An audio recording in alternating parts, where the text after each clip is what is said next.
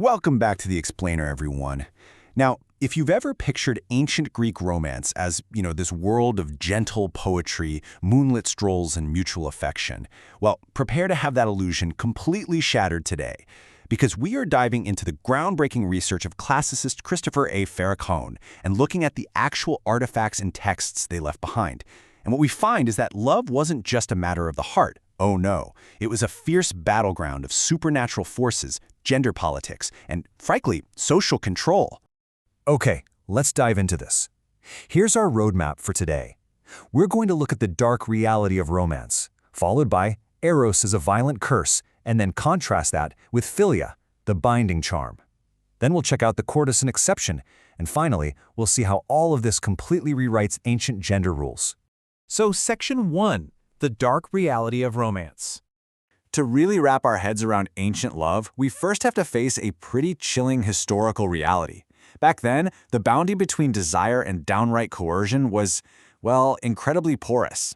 Magic wasn't some fringe underground hobby for the desperate. It was deeply embedded in everyday society, religion, and the law.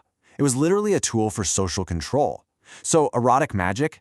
It wasn't about helpless, starry-eyed infatuation. Just look at the Louvre voodoo doll right here.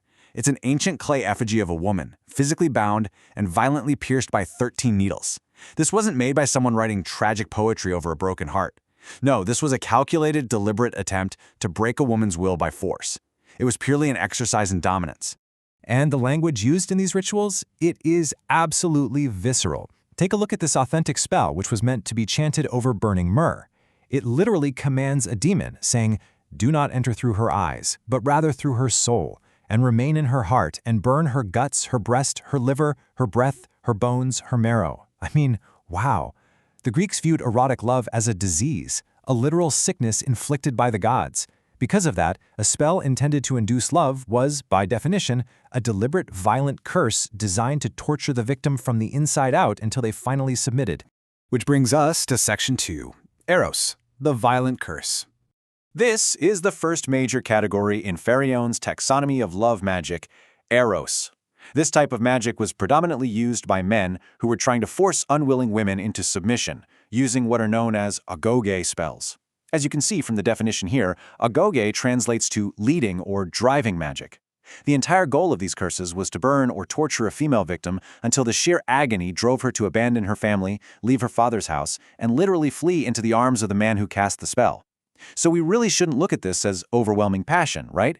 It was a practical, albeit supernatural, strategy to overcome real-world social obstacles, like severe parental disapproval or a woman already being betrothed to someone else. It was, essentially, a magical form of abduction.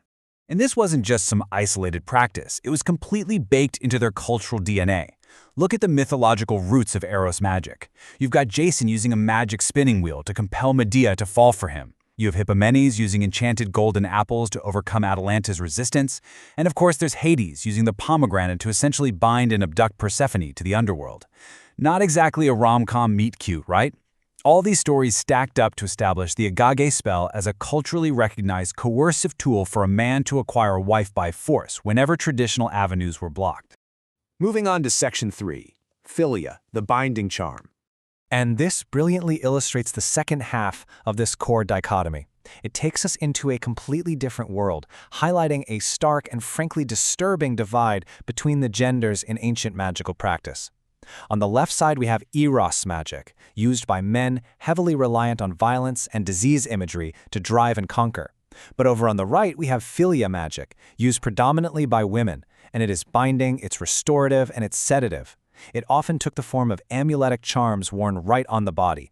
So we are looking at a clear visual of the male drive for aggressive conquest directly contrasted with the female drive for domestic preservation.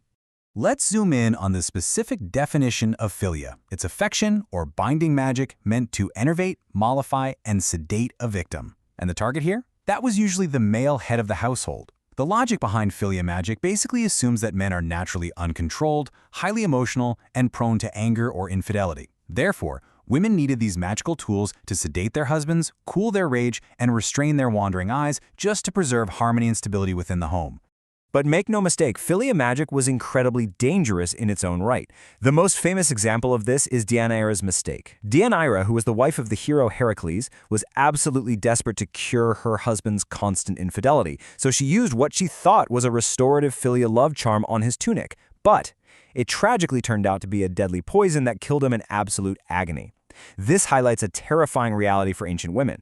The boundary between a harmless restorative love charm and a fatal weapon was incredibly thin. Just a simple miscalculation could destroy the very household they were desperately trying to protect.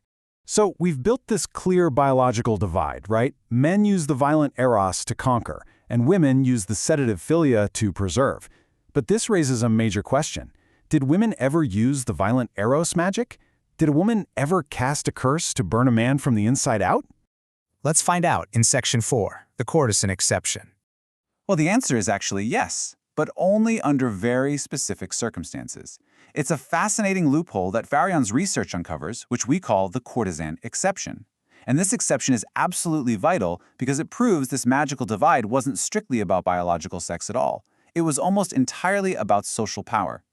The archaeological record shows that the women who utilized the aggressive, driving ago spells were almost entirely courtesans and prostitutes. Now, why is that?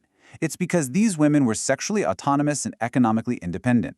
In the rigid hierarchy of ancient Greek ideology, their independence meant they essentially occupied a masculine social role. Because they held masculine social power, they had the authority to wield the aggressive, coercive male magic. It's a stunning revelation about how deeply intertwined magic and societal status truly were. And that brings us to Section 5, rewriting ancient gender rules. Let's move to and see how this builds a completely new picture. When we step back and synthesize these archetypes, the aggressive men, the preserving wives, and the autonomous courtesans, we start completely rewriting our modern understanding of ancient Greek gender ideology.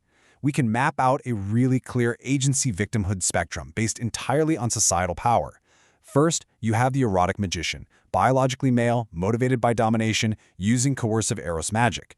Second, the philia magician, biologically female, motivated by preservation, using binding philia magic. And third, the courtesan, biologically female, but occupying a masculine social role, motivated by autonomy and therefore wielding the coercive eros magic. They strategically utilized the magic that corresponded not to their biology, but to their level of power in society. It's honestly brilliant. So, the absolutely crucial point here is that this physical, archaeological evidence of magic completely shatters the prevailing stereotypes that have been handed down to us. I mean, if you read the elite ancient texts, which were, let's remember, written entirely by men, they will tell you that women are naturally lascivious, highly emotional, and totally uncontrolled. But the physical reality of love magic tells the exact opposite story. It reveals a hidden ideology where women were actually viewed as the naturally moderate and chaste ones. They were the ones forced to use binding magic to pacify and control the naturally angry, passionate, and uncontrolled men.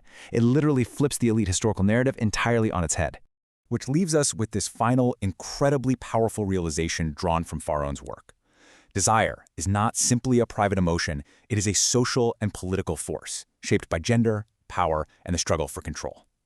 The ancient Greeks understood that romance was never an equal playing field, right? It was a theater for power dynamics.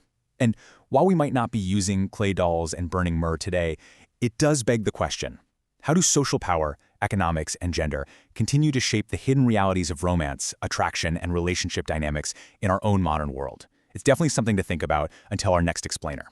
Keep learning, keep questioning, and I'll see you next time.